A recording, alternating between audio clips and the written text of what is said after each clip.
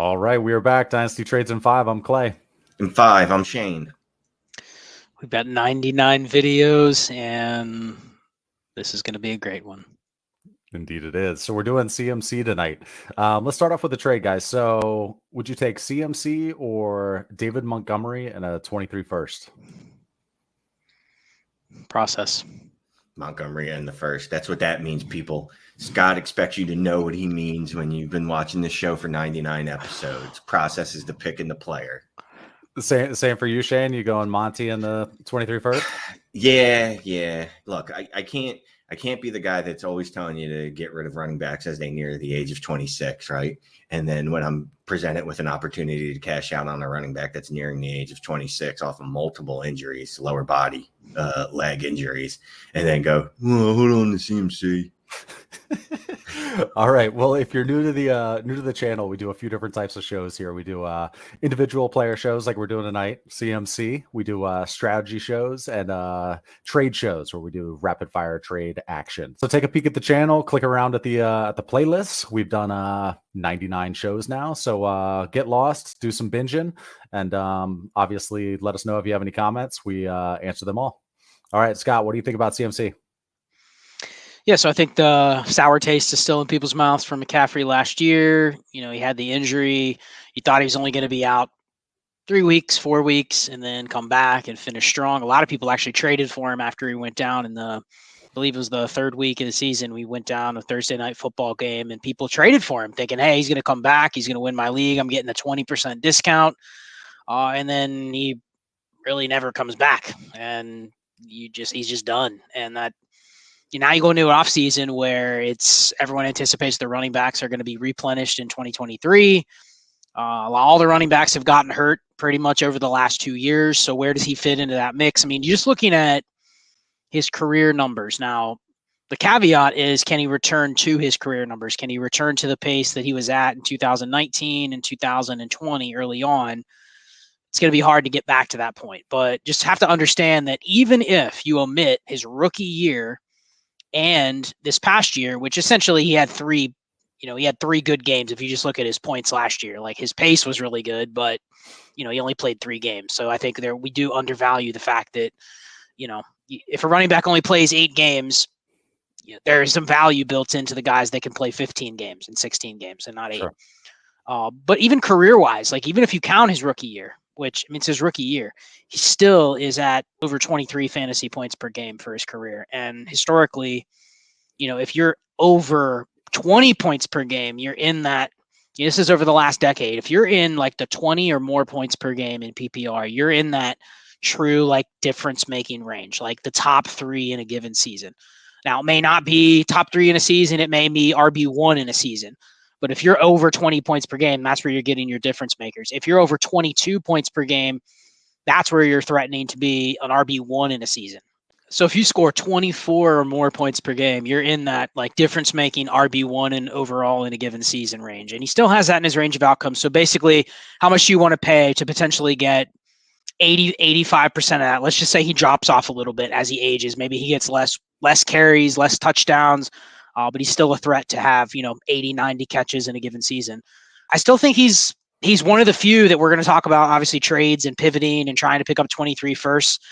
That Monty and Christian McCaffrey trade with you get the 23 first back with the Monty side. That is purely, I'm trying to bank the 23 first. And I'm actually in that trade. I'm betting that McCaffrey A, slows down, and B, gets hurt.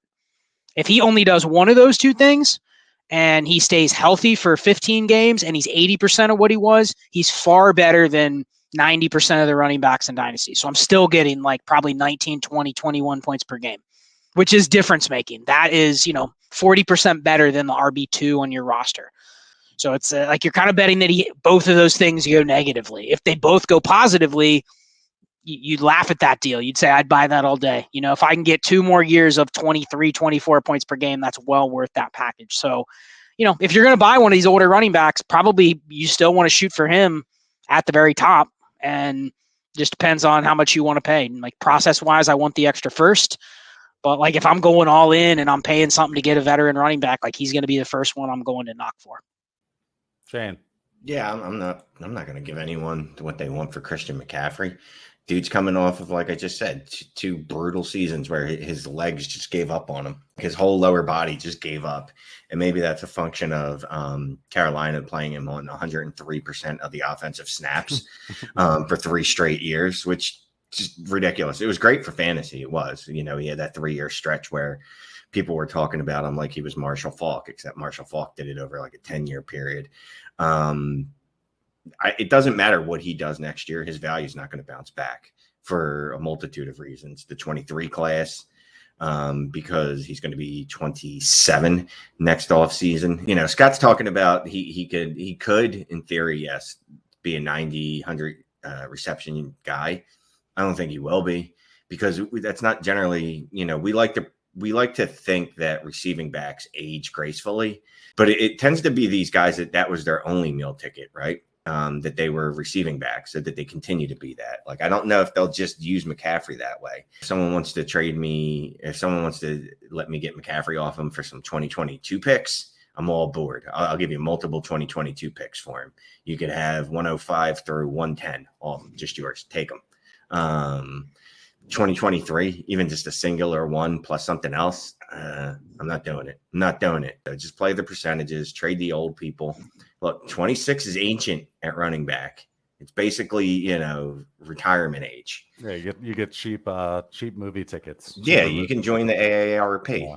Something to add on McCaffrey real quick. For his career, this is kind of staggering. He's averaging 7.6 targets per game. And David Montgomery is averaging 14.4 fantasy points per game for his career. If Christian McCaffrey never had a rush attempt, he's averaging 13.2 points per game. So if he never had a rush attempt, he's 90% of David Montgomery. So just putting that in context. Now, that's assuming that passing volume is going to stay what it is. And part of the passing volume is he's on the field all the time. He plays 92% of the snaps. He's going to get every third down target. He's going to get every route that maybe supposed to go to a receiver and they dump off to the running back. So he's benefiting by playing as much as he has. So you'd think his snaps are going to decrease. But it's just, when you factor that in, literally if he never had a carry, he's like, you know, historically over the last decade, 13.1 points per game would put you right around like the RB 17 without a single carry. Ever. Not one carry, not one touchdown, nothing. Not a single yard on the ground. You're on mute. The important thing is to take yourself off mute when you're trying to make a point. The important thing, and you already noted it, right? The reason that he gets those receptions is he's on the field so much, right? He's not, if he can't be a running back, and people think like, oh, well, they'll just use him as a wide receiver. No, because they'll still need a running back on the field. They're not going to split McCaffrey as a wide receiver. And if they do every time, guess what? Legit cornerbacks are going to cover him, not linebackers. And you know what's going to happen? We're going to go, oh, I remember when McCaffrey was a lot better at catching passes. Well, it's a lot easier when you're coming out of the backfield on a wheel route.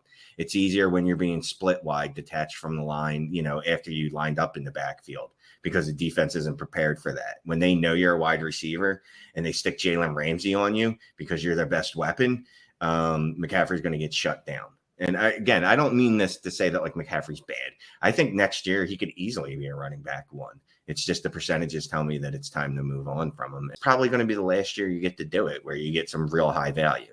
Now, if you want to hold on to him and trade him for a 2024 first, I have no idea what that class looks like.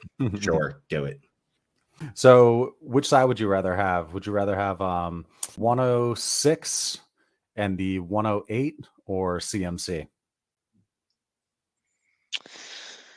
That's good. I think that's I'll take the picks if I can turn the 106 into or 108 into a 23 pick. Well, I know Scott did that today. You shouldn't be able to do that, and I'm ashamed to know that Scott did that to someone that I know very well. But yeah, I'll probably take the 2 picks, and then I'll try to make that same trade to the same person in another league that Scott made the trade with, and try to get the 2023 first out of him. That's why he's wearing a robe tonight, by the way, guys. I don't know if y'all can see that because he made that trade and he's like, yep, wearing the robe tonight. All right. So Javonte, you'll take him over CMC, even if it's just for strictly value reasons. I actually traded CMC for Javonte last year, like before Javonte blew up for that. So yeah, now I think you'd do it because Javonte is worth even more than he was at the time. So yeah, I take Javonte. Okay, so if you had Javante and the CMC owner approached you, what would you require the CMC owner put on top of CMC if you're going to give up Javante? He's not going to do it. I'd be insulting to him. I'd be like, all right, I want a first. And he'd be like, but it's Christian McCaffrey. And I'd be like, I know. It's crazy how the world turns, isn't it? Well, I mean, think about it. If you have the McCaffrey side, you're not motivated to go up to Javante because we've already talked about Javante's probably a guy you would sell at his current value. But if you have McCaffrey and you can get your hands on a younger, insulated running back without paying much, you're probably interested in trying to maybe make that pivot.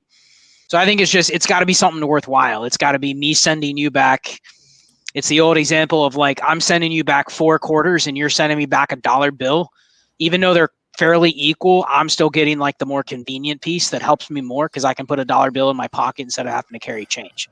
So it's like that, sending a pick that I can't get a first for and maybe moving up in a round or something like that. Like that's what I'd be interested in because I don't think you're going to get a first. I think the deal just breaks down if you ask for a first. So would you rather have Javante and the 110 or CMC and a 23 first? 23 first and CMC. You don't want. See, I think if you make that the 107, How about 107? make that the 107 or 106. Yeah. Then I think it's square. That's where you just kind of take the pick and figure your running back will outproduce his. All right. If you made it this far, thank you for joining as always. Hit that subscribe if we earned your business, and definitely click around on our playlists. Get lost. We got a bunch of other running backs, wide receivers, tight ends, and our strategy and trade shows. So enjoy the other 98 episodes, everyone. See ya. Watch them all. Watch them all.